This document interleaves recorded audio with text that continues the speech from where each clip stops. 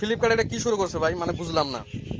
মানে বস্তু একটা অর্ডার করছি, বস্তু একটা দিয়ে দিছে। আমি এত পুরানো একটা কাস্টমার ফ্লিপকার্টের, আজকে থেকে না হলেও 8-10 বছর থেকে আমি ফ্লিপকার্ট থেকে বস্তু কিনতেছি। হ্যাঁ, আমরা ছোট বড় যা লাগে সব আমি ফ্লিপকার্ট থেকে মোটামুটি আর কি অর্ডার করে থাকি। 10-12 হাজার, 15 হাজার, 20 হাজার যা লাগে এই ধরনের বস্তু সব আমি ফ্লিপকার্ট থেকে অর্ডার করে থাকি। আমি অ্যামাজনও ওরকম মাথা মারি না, আমি মেন্ত্রা সেন্ত্রা এলে কোনো জায়গা থেকে কিনি না, অনলি ফ্লিপকার্ট থেকে আমি জিনিস কিনি। হ্যাঁ, তো হাল হেমে আমি একটা বস্তু অর্ডার করছিলাম, মাইক, মানে ভয়েস রেকর্ডার একটা মাইক আমি অর্ডার করছিলাম। এই যে আমি নিচে আপনাকে ফটো দেখা দিতেছি।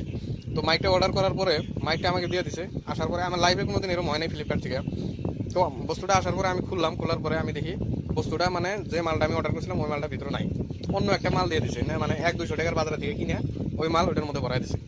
তো বুঝলাম না কাহিনিটা। তো আমি কি করলাম ভাই, তাহলে করে দিই, আমি এক্সচেঞ্জ করে নিয়ে নিই, রিটার্ন করে রিফান্ড নিয়ে নিই, কারণ এক্সচেঞ্জ করলে ভরসা নাই।